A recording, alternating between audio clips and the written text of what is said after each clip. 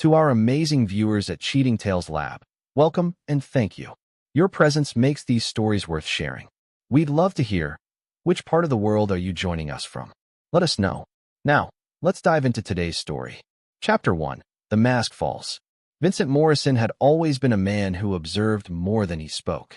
In the sterile conference room of Hartwell and Associates, he sat across from his wife Diana and her lawyer, his weathered hands folded calmly on the mahogany table. 23 years of marriage were about to be dissolved into legal documents and asset divisions. Diana couldn't stop glancing at her phone. Vincent noticed, he always noticed, the subtle flush in her cheeks when a text arrived, the way she bit her lower lip while typing responses. For the past 8 months, since he'd discovered her affair with Troy Hoffman, Vincent had become a student of his wife's deceptions. The house on Maple Street will go to Mrs. Morrison, Diana's attorney was saying, along with 50% of all marital assets, as per California law. Vincent's lawyer, a sharp woman named Carol Brennan, nodded. My client agrees to all terms. Diana looked surprised. Throughout their marriage, Vincent had fought her on every major purchase, every vacation, every expenditure. His sudden compliance should have been a red flag, but Diana was too intoxicated by her anticipated freedom to question it. What Diana didn't know was that Vincent Morrison was far more than the mid-level insurance adjuster she'd married. 25 years ago, fresh out of Stanford Business School, he'd started a consulting firm called Meridian Strategic Solutions. The company specialized in corporate restructuring and hostile takeovers, operating so discreetly that even Diana had no idea it existed. While she thought he earned $65,000 a year investigating insurance claims, Vincent's real income was closer to $2.3 million annually. The house, the cars, the modest bank accounts Diana was splitting, they were breadcrumbs compared to Vincent's actual wealth. Hidden in a labyrinth of shell companies and offshore accounts was an empire built on his ability to dismantle businesses and destroy careers with surgical precision. As the lawyers finalized paperwork, Vincent studied his wife's face. Diana Morrison had once been Diana Fletcher, a small-town girl from Nebraska who'd moved to Los Angeles with dreams of acting. She'd waitressed at an upscale restaurant in Beverly Hills when Vincent met her, serving him coffee while he reviewed acquisition targets. Her beauty was undeniable, auburn hair that caught the light, green eyes that sparkled with ambition, and a smile that could disarm the most skeptical businessman. But beauty fades, and underneath, Diana had revealed herself to be selfish, materialistic, and ultimately unfaithful. The worst part wasn't even the affair itself. It was that she'd chosen Troy Hoffman, Vincent's former business partner. Troy Hoffman had been Vincent's roommate at Stanford, his best man at the wedding, and godfather to their daughter Emma. When Vincent had started Meridian, Troy was supposed to be his co-founder. Instead, Troy had stolen Vincent's initial business plan, started his own competing firm, and poached 3 of Vincent's early clients. That betrayal had cost Vincent nearly $1 million and forced him to rebuild from scratch. Now, 15 years later, Troy was sleeping with Vincent's wife, believing he'd finally gotten the better of his old friend. Neither Troy nor Diana realized they were about to become test subjects in Vincent's most sophisticated psychological warfare campaign. The divorce will be finalized in 60 days, Carol announced, closing her briefcase. Congratulations on keeping this civil, everyone. As they stood to leave, Diana's phone buzzed again. This time she didn't hide her smile. Special plans tonight? Vincent asked casually. Diana's cheeks flushed. Just drinks with some girlfriends. Vincent nodded. He knew she was meeting Troy at the Ritz-Carlton downtown. He knew because he'd been monitoring their communications for months, building a comprehensive file on their relationship. Every text message, every phone call, every hotel reservation was documented in a database that would make the NSA jealous. Have fun, Vincent said, meaning it. After tonight, Diana would never have fun again. Chapter 2. The Architect of Ruin. 3 weeks later, Vincent sat in his real office, a corner suite on the 42nd floor of a downtown skyscraper with panoramic views of the Pacific. His assistant, Patricia Reeves, briefed him on the day's agenda while he reviewed financial reports from his network of subsidiary companies. The Hoffman situation is proceeding on schedule, Patricia reported. She was a former CIA analyst who joined Meridian 5 years earlier, bringing with her an expertise in corporate espionage that had proven invaluable. His company's quarterly projections are off by 12%, and 3 major clients have expressed concerns about service quality. Vincent smiled. Troy's firm, Hoffman Strategic Group, was bleeding money because Vincent had been systematically undermining it for the past 6 months. Anonymous tips to regulatory agencies had triggered expensive audits. Key employees had been recruited away with better offers from Vincent's shell companies. Client relationships had been poisoned through carefully orchestrated rumors about Troy's professional reliability. What about Diana's employment situation? Hartwell Marketing is experiencing unusual pressure from several directions, Patricia replied, consulting her tablet. Their biggest client is threatening to pull a $2.8 million contract due to performance concerns with the account team. 3 other clients have submitted formal complaints about campaign quality. The CEO is planning significant staff reductions. Diana worked as a senior marketing manager at Hartwell, a mid-sized advertising agency that specialized in luxury brands. She'd been there for 8 years and considered her position secure. What she didn't realize was that Vincent controlled the investment firm that had provided Hartwell's expansion capital 2 years earlier. Through a series of holding companies and intermediaries, he effectively owned 35% of her employer. The beautiful irony was that Diana's own affair had provided Vincent with the leverage he needed. Troy had been feeding Diana inside information about competing agencies, which she'd been using to sabotage rival campaigns. Vincent had documented every instance of corporate espionage, building a case that would not only justify Diana's termination, but potentially result in criminal charges. Have we identified a replacement for her position? Vincent asked. Patricia smiled, a rare expression for the typically stoic former intelligence officer. Your daughter Emma has accepted the offer. She'll start Monday. Emma Morrison was 25 years old and brilliant. She'd graduated magna cum laude from Northwestern with degrees in marketing and psychology, then spent 3 years working for a top-tier agency in Chicago. She was also completely loyal to her father, having discovered her mother's affair months before Vincent confronted Diana about it. Emma had been the one to suggest the most psychologically devastating element of Vincent's revenge, replacing Diana with her own daughter. The symbolism would be unmistakable. Diana had thrown away her family for a shallow affair, and now her family would literally take her place. Excellent work, Vincent said. Begin Phase 3. Phase 3 was the cruelest part of the plan. For the next month, Vincent would systematically strip away every element of the life Diana thought she was entitled to. Her job, her social circle, her financial security, her relationship with Troy, all of it would crumble simultaneously, leaving her with nothing but the bitter realization that her husband had orchestrated every second of her downfall. Vincent opened his desk drawer and retrieved a single dollar bill, the same one Diana would hand him at the divorce party in 4 weeks. He'd been carrying it for years, a reminder from his early days building Meridian when every dollar mattered. Soon, it would become the symbol of Diana's complete destruction. His phone rang, interrupting his planning. The caller ID showed Emma's number. Hi, sweetheart, Vincent answered. Dad, are you sure about this? Emma's voice carried a note of concern. I know Mom hurt you, but destroying her entire life seems. Seems what? Emma paused. Ruthless. Your mother destroyed our family for meaningless sex with a man who betrayed me long before he betrayed our marriage, Vincent replied coldly. Ruthless is exactly what this situation calls for. Are you having second thoughts about helping me? No, Emma said quickly. Mom made her choice. I just wanted to make sure you'd made yours. I made my choice the day I found out about the affair, Vincent said. Everything since then has been preparation. Diana and Troy want to play games with people's lives? I'm going to teach them what happens when you play games with Vincent Morrison. After hanging up, Vincent returned to his financial reports. Tomorrow, he would visit his lawyer to finalize the trust fund he was establishing for Emma, a $50 million inheritance that would ensure his daughter never wanted for anything. Diana, meanwhile, would spend the rest of her life wondering how she'd managed to lose everything so completely. The only regret Vincent felt was that he hadn't started destroying his enemies sooner. Chapter 3. The Party. The divorce party was Diana's idea, though she'd probably claim later that her friends had insisted on it. Vincent arrived at the Beverly Hills restaurant exactly at 7, wearing a simple gray suit that made him look like the unremarkable insurance adjuster Diana believed she was leaving behind. The party was in full swing when he walked into the private dining room.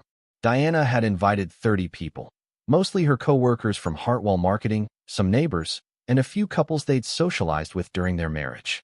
Troy Hoffman stood beside Diana at the head of the table, his arm possessively around her waist, grinning like he'd won the lottery.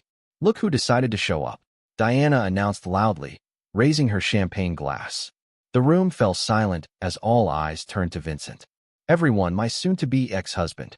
A few people laughed nervously. Most seemed uncomfortable with the obvious cruelty of the situation. Vincent simply smiled and took a seat at the far end of the table. "We should thank Vincent for being such a good sport about all this," Diana continued, clearly already drunk. "Not every man would be so gracious about his wife trading up." Troy's grin widened. At 48, he was still handsome in a silver fox way, with expensive clothes and a Rolex that caught the light when he moved.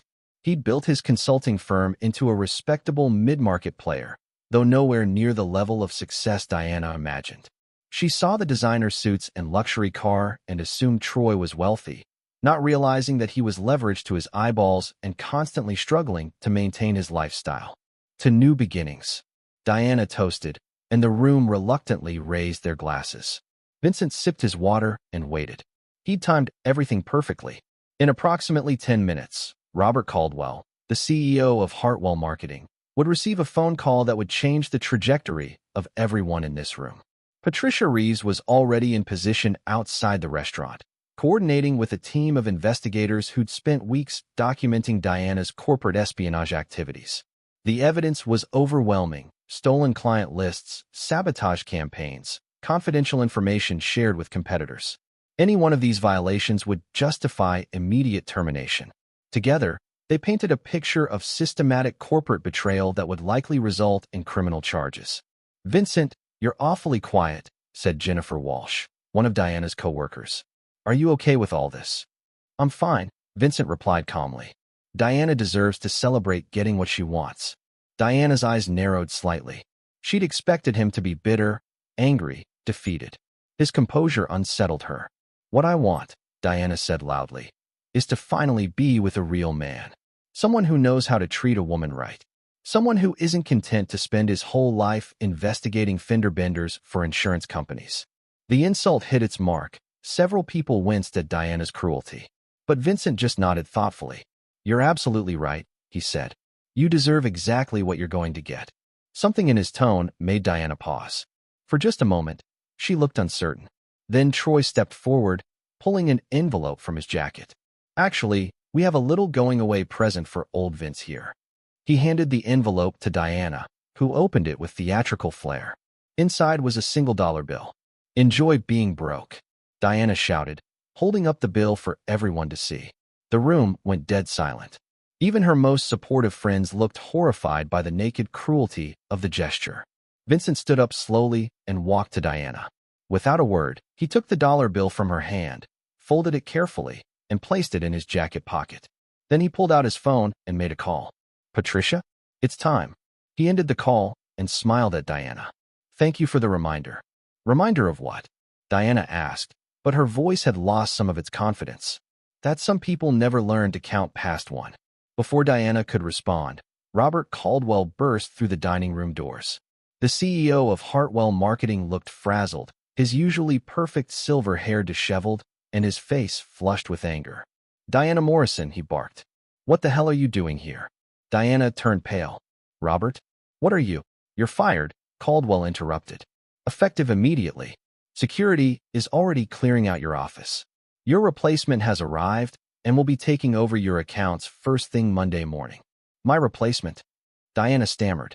"What are you talking about? You can't just—" "Your replacement has arrived," Caldwell repeated, stepping aside.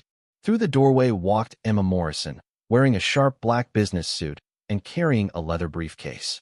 She looked exactly like her mother had 20 years ago, but with an intelligence and composure that Diana had never possessed. Diana's face went ghost white. "Emma? What are you doing here?" Emma smiled, her father's smile, cold and calculating. "I'm your replacement, Mom. Starting Monday, I'll be taking over all your client accounts at Hartwell." Mr. Caldwell was very impressed with my portfolio. "But you work in Chicago," Diana whispered.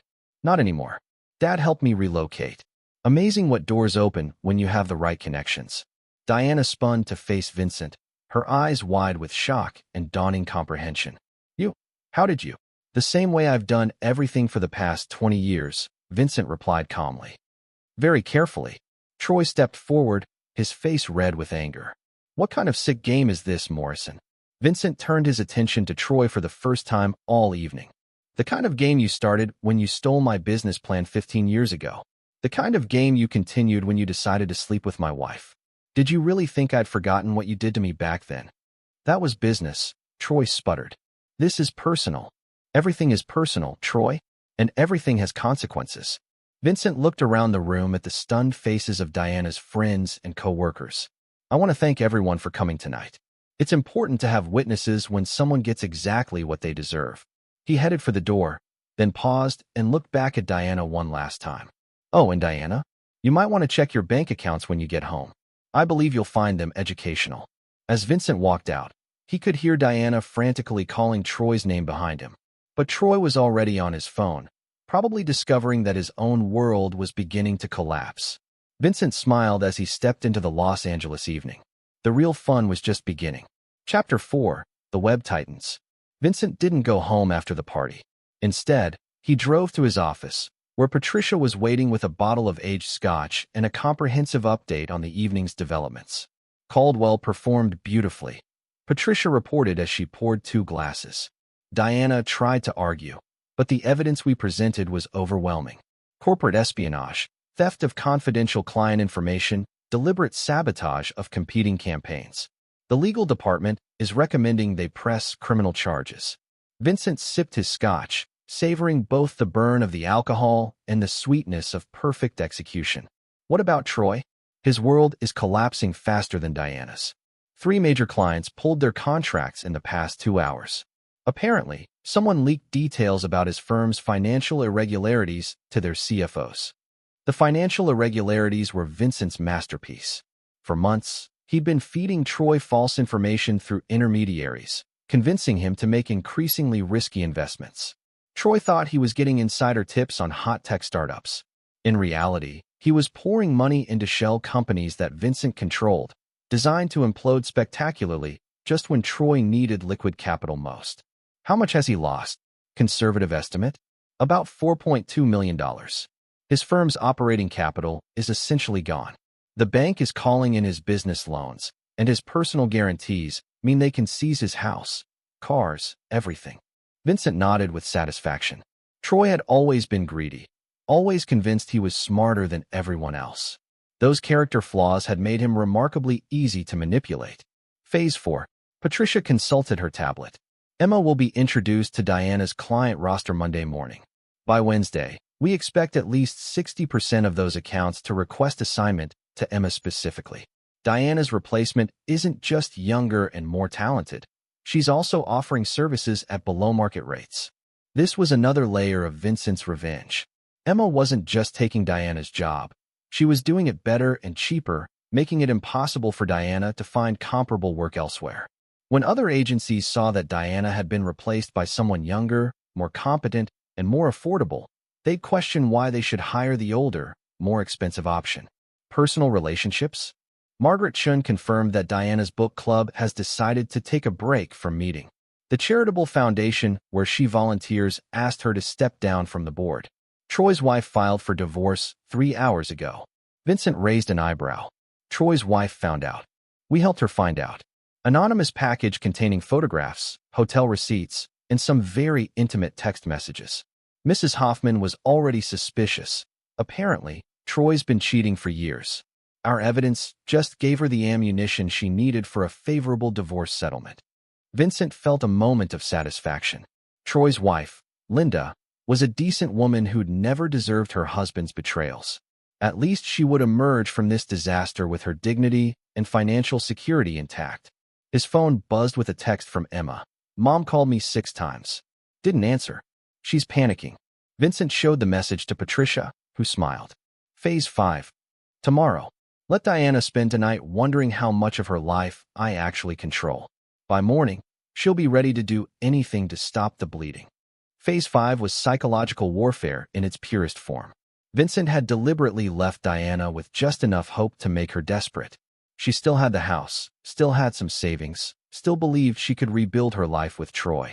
Tomorrow, Vincent would systematically destroy each of those remaining pillars, leaving Diana with nothing but the dawning realization that her husband was not the mild-mannered insurance adjuster she'd underestimated for 23 years. What about Emma? How is she handling this? Patricia's expression softened slightly. She's tougher than I expected. Angry at her mother, proud of her father, but also concerned about how far you're willing to take this. How far am I willing to take this? That's what she's afraid to ask. Vincent set down his scotch glass and walked to the floor-to-ceiling windows overlooking the city. Somewhere out there, Diana was probably crying herself to sleep, still not understanding the magnitude of what was happening to her. Troy was likely pacing his office, frantically calling clients and creditors, trying to hold together a business that was already dead. I built an empire while Diana thought I was investigating car accidents, Vincent said quietly. I've spent months orchestrating the complete destruction of two people who betrayed me in the most fundamental ways possible. Emma wants to know how far I'm willing to take this. He turned back to Patricia, his expression cold and resolute. There is no far enough. There's only justice, and Diana and Troy haven't begun to pay for what they've done. Chapter 5. The Unraveling. Diana's world collapsed piece by piece over the next 72 hours, each disaster precisely timed for maximum psychological impact. Monday morning, she woke up to find her credit cards frozen. When she called the bank, a polite customer service representative explained that unusual activity on her accounts had triggered security protocols. The unusual activity was Vincent systematically draining their joint accounts and transferring the funds to secure investments in Emma's name. Perfectly legal moves that nevertheless left Diana temporarily unable to access her own money. By noon, she discovered that Troy wasn't answering his phone. When she drove to his office, she found a bankruptcy notice taped to the front door and a for lease sign in the window. Hoffman Strategic Group had ceased operations overnight, leaving behind only debts and angry creditors.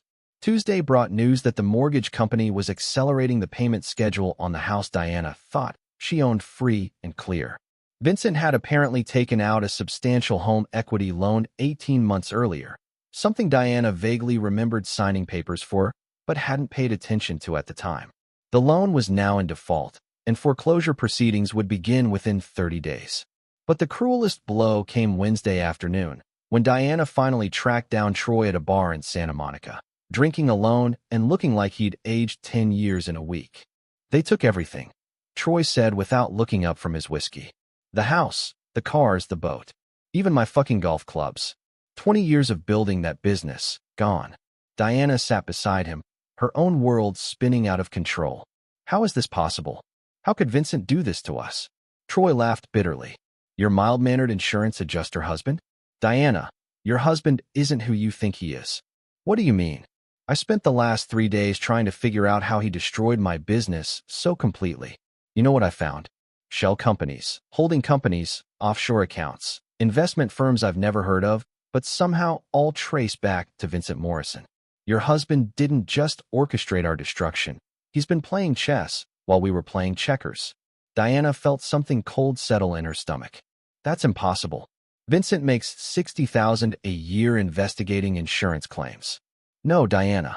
Vincent Morrison owns companies that eat businesses like mine for breakfast. Remember that consulting firm I started after college? The one that made me successful enough to steal you away from your boring husband. Diana nodded weakly. I stole the business plan from Vincent. I thought I was so fucking clever, taking his ideas and making them my own. But now I'm realizing he let me steal them. He's been watching me for 15 years, waiting for the right moment to destroy me completely. The revelation hit Diana like a physical blow.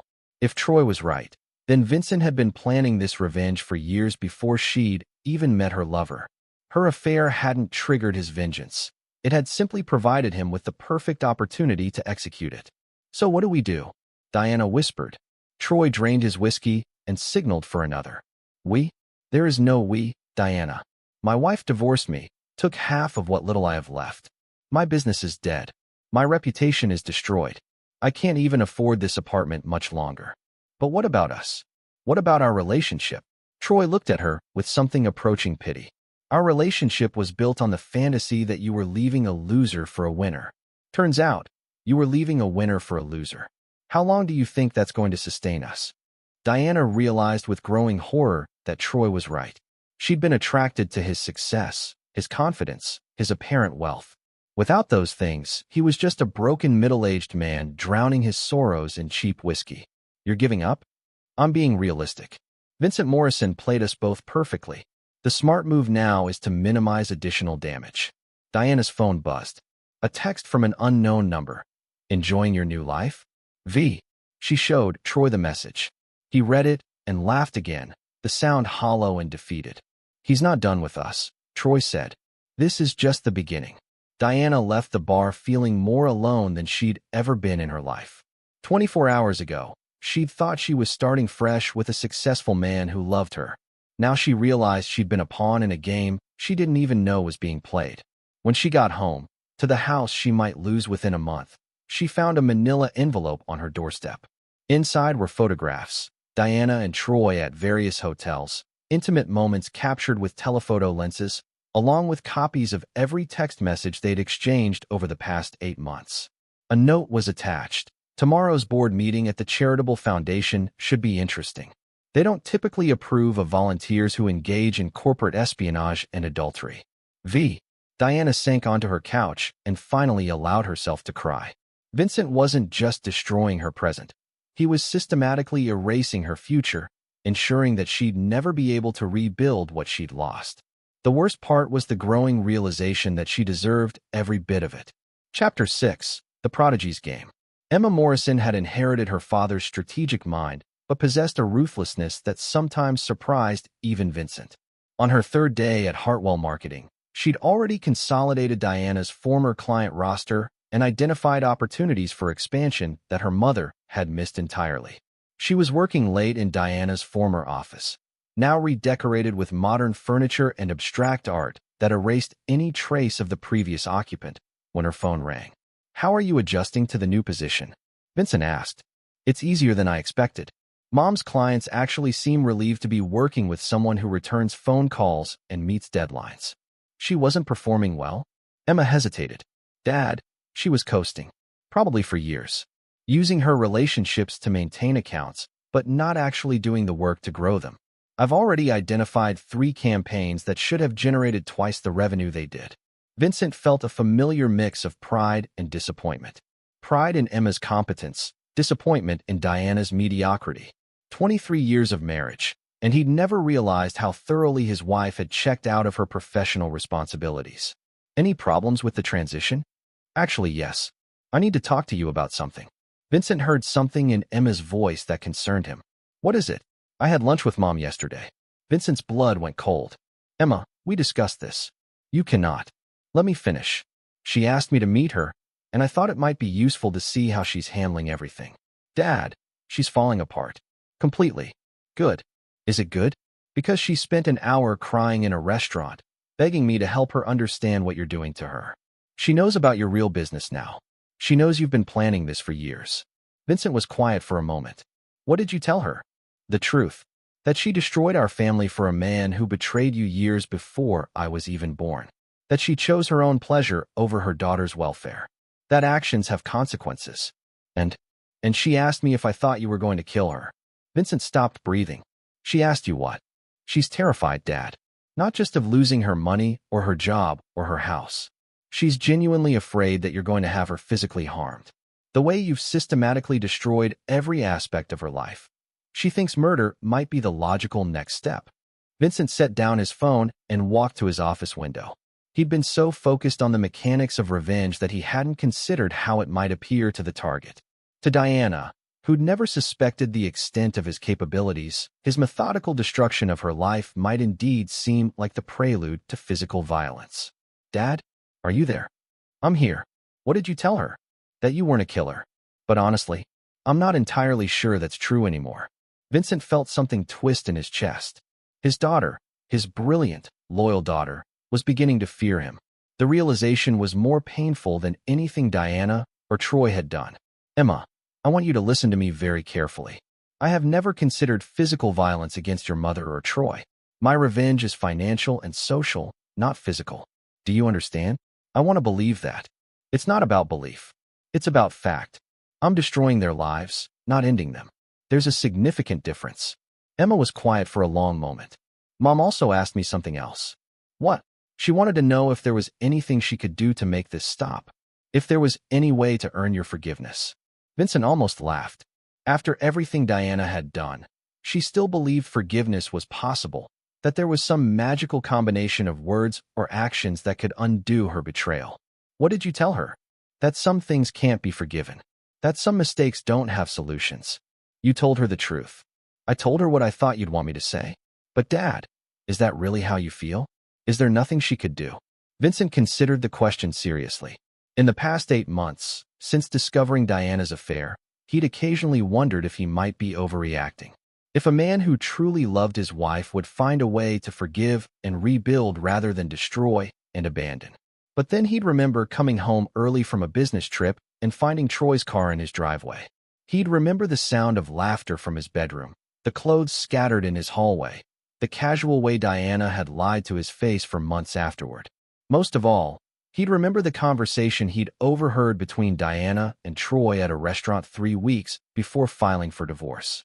Diana had been complaining about Vincent's lack of ambition, calling him a small-town loser who'd never give her the life she deserved. Troy had agreed, adding that Diana was too good for a man who was content to stay in the minor leagues his entire career. They'd talked about Vincent like he was an obstacle to be overcome, a problem to be solved. Not a husband to be respected or a father to be honored, but an inconvenience standing between Diana and her imagined happiness. There's nothing she could do, Vincent said finally. Some betrayals are permanent. Even if she left Troy, even if she begged, especially then. Begging is what people do when they face consequences, not when they feel genuine remorse. If Diana wanted forgiveness, she should have thought about that before she decided I was too small for her dreams. Emma sighed. Okay, I needed to ask. Are you having second thoughts about helping me? No. I just want to make sure you're not having second thoughts about being my father. The comment hit Vincent like a physical blow. In his focus on destroying Diana and Troy, had he risked losing the only family member who'd remained loyal to him? Emma, you are the most important person in my life. Nothing, not revenge, not business, not anything, will ever change that. Promise me something. Anything. Promise me that when this is over, you'll still be the father I grew up with. Not just the man who destroyed my mother. Vincent stared out at the city lights, considering his daughter's request. The truth was that he'd already changed in ways that probably couldn't be reversed. The methodical cruelty he'd employed against Diana and Troy had awakened something in him that might be difficult to put back to sleep. But Emma didn't need to know that. I promise, he said, hoping it was a promise he could keep. Chapter 7. The Confession. Vincent hadn't expected Diana to show up at his office. His security system had alerted him when she entered the building, and he'd watched on the surveillance monitor as she pleaded with the front desk staff to let her see him. She looked terrible, gaunt, exhausted, her usually perfect appearance disheveled and desperate. Against his better judgment, he told security to let her up. Diana entered his real office for the first time in their 23-year marriage, her eyes wide as she took in the panoramic city views, the expensive furniture, the obvious markers of serious wealth. This is who you really are, she said quietly, not quite a question. This is who I've always been. You just never bothered to look beyond your own assumptions. Diana walked to the floor-to-ceiling windows, staring out at the city below. How long have you owned all this? I started building Meridian 25 years ago. The company's been profitable for 22 years. While I thought you were investigating car accidents, you thought what you wanted to think. I never lied to you about what I did for a living. I told you I worked in risk assessment and corporate consulting. You assumed that meant insurance claims because it fit your narrative about being married to an underachiever. Diana turned to face him, tears streaming down her cheeks. Why didn't you tell me the truth? Because I wanted to see who you really were when you thought I was ordinary. Turns out, you're exactly who I suspected you were. Diana sank into one of the leather chairs across from Vincent's desk. So this was all a test? Our entire marriage? No. Our marriage was real until you decided it wasn't worth preserving. Vincent gestured around the office, was my insurance policy. I've spent 25 years building something that nobody could take away from me, not even my wife. And Troy. Troy has been a target since the day he stole my business plan at Stanford. Your affair just gave me the excuse I'd been waiting for to destroy him completely. Diana was quiet for a long moment, processing the magnitude of her misjudgment. What happens now? Now you live with the consequences of your choices. Vincent, please. I know I made a mistake. You made a choice, Vincent interrupted coldly. Every text message, every hotel room, every lie you told me was a deliberate choice. Don't insult my intelligence by calling it a mistake. Diana leaned forward desperately. What if I ended things with Troy? What if I agreed to marriage counseling? What if I did whatever you wanted me to do? Vincent studied his wife, soon-to-be ex-wife, with the same analytical detachment he applied to failing businesses. Do you love him? The question caught Diana off guard. What? Troy, do you love him? Diana hesitated just long enough to reveal the truth. It's complicated. No, it's not. You either love him or you don't. Which is it? I thought I did. But now that everything's falling apart. Vincent nodded. You love the idea of him. The successful businessman, the excitement of an affair, the fantasy of a different life. But when the fantasy collapsed, so did your feelings. That's not fair. Fair? You want to talk about fair? Vincent's voice remained calm, but Diana flinched at the ice in his tone. Fair would have been honoring the vows you made 23 years ago. Fair would have been talking to your husband about your dissatisfaction instead of fucking his former business partner. Fair would have been considering how your choices might affect your daughter. Emma hates me now. Emma sees you clearly now. There's a difference. Diana broke down completely, sobbing with the abandoned desperation of someone who'd finally realized the magnitude of her losses. Please, Vincent. I'll do anything. I'll sign a post-nuptial agreement giving you everything. I'll never see Troy again. I'll go to therapy. I'll change. I'll become the wife you deserve. Just please stop destroying my life. Vincent watched his wife's collapse with clinical interest. 6 months ago, seeing Diana cry would have moved him to comfort her. Now, her tears seemed like just another manipulation attempt, another performance designed to get what she wanted. Diana, answer me honestly. If I forgave you, if we rebuilt our marriage, if everything went back to the way it was, how long do you think it would be before you found another Troy? Never. I swear to you, never. How can you swear to something when you don't even understand why you did it the first time? Diana looked up at him, confused. What do you mean? You still think this was about sex? About excitement or romance or feeling unappreciated? You don't understand that this was about character, about who you are at your core.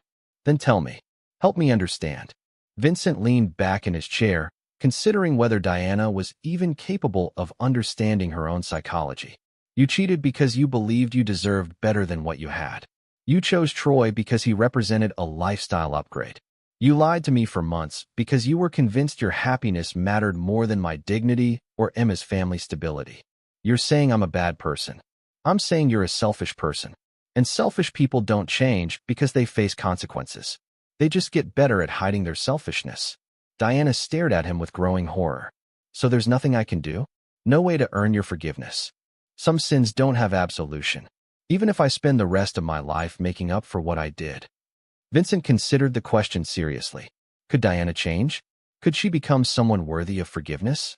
Theoretically, perhaps. But forgiveness would require Vincent to trust her again, to be vulnerable to someone who'd already proven herself capable of profound betrayal. It would require rebuilding love from the ashes of complete destruction. More importantly, it would require forgetting the conversation he'd overheard at that restaurant, where Diana had called him a small-town loser who'd never amount to anything. Even then, Vincent said finally. Diana nodded slowly, seeming to age years in that moment. You're going to take everything, aren't you? My job, my house, my friends, my future. I'm going to take everything you stole from me. My trust, my dignity, my family, my peace of mind. It seems like a fair trade. And Emma? Emma chose her loyalty. I didn't force that decision. Diana stood up slowly, recognizing that she'd been dismissed. I want you to know that I really did love you. At the beginning. I know. That's what makes this so unforgivable. After Diana left, Vincent sat alone in his office, staring out at the city lights. For the first time since discovering the affair, he felt something approaching regret. Not for his actions, but for the marriage he'd once believed in. Diana had been right about one thing. He had loved her at the beginning. Completely, desperately, with the kind of young love that believes it can overcome any obstacle. But love, Vincent had learned, was not enough. Character mattered more than passion. Loyalty mattered more than excitement. And trust, once broken, could never be fully repaired. Tomorrow, he would finish what Diana had started when she chose another man over her family. Chapter 8. The Final Blow. The foreclosure sale was scheduled for Thursday morning at 10 a.m. Vincent arrived early, parking across the street from the house where he'd spent 21 years of his marriage, watching as Diana loaded boxes into a rented U-Haul truck with the help of Emma. The sight of his daughter working alongside the woman who'd betrayed their family should have bothered him, but Vincent understood the psychology at play. Emma was saying goodbye to her childhood home, not helping her mother. There was a difference. His phone buzzed with a text from Patricia. Hoffman filed for bankruptcy protection. Court rejected the petition. Too many irregularities in his financial disclosures. Vincent smiled. The irregularities were transactions Troy had made under Vincent's guidance, investments that looked legitimate on paper but violated numerous bankruptcy laws. Troy's attempt to escape his debts would now result in criminal charges for bankruptcy fraud. A black sedan pulled up behind Vincent's car. Robert Caldwell stepped out, looking nervous and slightly confused. "Mr. Morrison? You said you had something to show me." "The auction," Vincent replied, gesturing toward the house. "I wanted you to witness Diana's final humiliation." Caldwell shifted uncomfortably. "Sir, I have to ask, was it really necessary to destroy her so completely? I mean, the corporate espionage was serious, but this seems excessive." "Well, yes." Vincent studied Caldwell for a moment.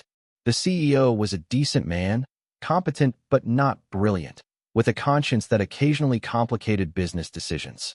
Vincent respected that quality even when it annoyed him. "Robert, let me ask you something. If your wife betrayed you with your business partner, would you be satisfied with just firing her?" Caldwell considered the question. I might want to hurt them, yes. But this goes beyond justice. This is complete destruction. This is proportional response. Diana didn't just cheat on me. She attacked everything I value. My family, my dignity, my ability to trust the person closest to me. In return, I've attacked everything she values. Her career, her financial security, her social standing, her future. But she's still a human being. So was I, before she decided my feelings didn't matter. Before Caldwell could respond, the auctioneer's voice cut through the morning air. "Ladies and gentlemen, we'll begin with the property at 1247 Maple Street. This is a forced sale due to mortgage default. Bidding starts at $750,000. Vincent watched Diana's face as strangers bid on her home. She stood beside the U-Haul truck, Emma's hand on her shoulder, tears streaming down her cheeks as 20 years of memories were reduced to a commodity. The bidding was spirited. The house was in an excellent neighborhood, well-maintained despite the circumstances. Vincent had bought it when Diana was pregnant with Emma, imagining it would be their forever home. Going once at $850,000. Going twice. Sold to bidder number 12. Vincent smiled as a young couple celebrated their successful bid. They looked happy, excited about their new beginning. At least the house would shelter another family's dreams. "Sir," Caldwell looked confused. "Aren't you going to bid?" "Why would I bid on my own house?" "Your own?" Vincent pulled a folder from his briefcase and handed it to Caldwell. Inside were incorporation documents for Morrison Family Holdings, LLC, a shell company that had purchased the defaulted mortgage from the original lender 3 weeks earlier. "Bidder number 12 was acting on my behalf," Vincent explained. "I now own Diana's house, which I'll be selling to recover the outstanding mortgage debt. Any proceeds will go into Emma's trust fund." Caldwell stared at the documents. You forced your own wife into foreclosure, then bought her house from yourself." "I forced my ex-wife to face the consequences of her poor financial decisions. The fact that I also profited from those consequences is just good business." Across the street, Diana had realized what happened. She was staring directly at Vincent, her face pale with shock and something approaching terror. Vincent rolled down his window and waved. His phone rang. Emma's number. "Dad, what did you just do?" "I bought your childhood home. It'll be in your name by next week." "That's not what I mean. Mom is having some kind of breakdown. She keeps saying you're going to take everything." Vincent looked across the street. Diana was sitting on the curb now, Emma kneeling beside her, trying to offer comfort that Diana seemed unable to accept. "I'm going to take everything." "What does that mean?" "It means I'm not finished." Emma was quiet for a moment. "Dad, she's already lost her job, her house, her boyfriend, her savings. What's left?" "Her freedom." Vincent ended the call and started his car. Phase 6 was about to begin, and it would be the most devastating yet. By tomorrow, Diana would understand that financial ruin had been just the appetizer. The main course was criminal prosecution for corporate espionage, fraud, and conspiracy. And Vincent had evidence that would send her to prison for 5 to 10 years. Chapter 9, The Last Dollar. 6 months later, Vincent sat in a federal courthouse watching Diana's sentencing hearing. She stood before the judge in an orange jumpsuit, her hands shackled, looking nothing like the confident woman who'd once handed him a dollar bill and told him to enjoy being broke. "Mrs. Morrison," Judge Sarah Williams said, reviewing the sentencing documents, "you've been convicted of corporate espionage, conspiracy to commit fraud, and theft of trade secrets. The prosecution has recommended a sentence of 7 years in federal prison." Diana's court-appointed attorney, she could no longer afford private counsel, stood to address the court. "Your Honor, my client is a first-time offender who acted under the influence of her co-conspirator, Mr. Troy Hoffman. She's expressed genuine remorse for her actions and asks for the court's mercy." Vincent almost laughed. Even now, Diana was trying to shift responsibility to Troy, who was sitting in a federal penitentiary serving his own 12-year sentence for bankruptcy fraud and conspiracy charges. The judge looked at Diana directly. "Mrs. Morrison, you have the opportunity to address the court before sentencing. Is there anything you'd like to say?" Diana turned slightly, her eyes finding Vincent in the gallery. He sat in the front row, wearing an expensive suit and a calm expression, watching her fall just as dispassionately as he'd watched her rise. "I want to say that I'm sorry," Diana began, her voice barely audible. "I made terrible choices that hurt people I loved. I betrayed my husband's trust, damaged my daughter's respect for me, and violated the ethics of my profession." She paused, seeming to gather strength. "But I also want the court to know that I believe my punishment has been disproportionate to my crimes. My husband is a wealthy and powerful man who used his resources to orchestrate not just my professional destruction, but my complete personal ruin. I'm not asking for sympathy, but I am asking for justice that considers the full context of these charges." Judge Williams nodded thoughtfully. "Mrs. Morrison, while the court acknowledges that your personal circumstances may have influenced the investigation that led to these charges, that doesn't diminish the severity of your crimes. Corporate espionage undermines the integrity of our business community and cannot be tolerated." She looked down at her sentencing notes. "However, considering your lack of prior criminal history and your apparent remorse, I'm prepared to show some leniency. I sentence you to 4 years in federal prison, followed by 2 years of supervised probation." Diana's knees buckled slightly, but she managed to remain standing. For years, Emma would be nearly 30 when Diana was released. Her daughter's entire adult life would be shaped by her mother's absence. As the bailiff led Diana away, she looked back at Vincent one final time. He pulled the same dollar bill from his pocket, the one she'd given him at the divorce party, and held it up for her to see. Then he carefully tore it in half. Outside the courthouse, Emma was waiting beside Vincent's car. At 26, she'd grown into a formidable businesswoman in her own right, running 3 successful marketing campaigns and earning recognition as one of the industry's rising stars. For years, she said without preamble, "Less than she deserves. More than she can handle." Vincent studied his daughter's face, looking for signs of the doubt or guilt that had plagued her earlier in his campaign against Diana. Instead, he saw only a cold calculation that reminded him of himself. "Are you having second thoughts? About Mom?" "No. She made her choices. But I am wondering what happens next." "Next? You've spent 2 years orchestrating the complete destruction of 2 people who betrayed you. You've proven that crossing Vincent Morrison has consequences that most people can't imagine. So what do you do now?" Vincent considered the question. For the past 24 months, his life had been consumed by the mechanics of revenge. Every decision, every business move, every social interaction had been filtered through the lens of destroying Diana and Troy. Now that the campaign was complete, he felt oddly empty. I suppose I go back to building instead of destroying. Is that possible? After everything you've done? Vincent wasn't sure it was.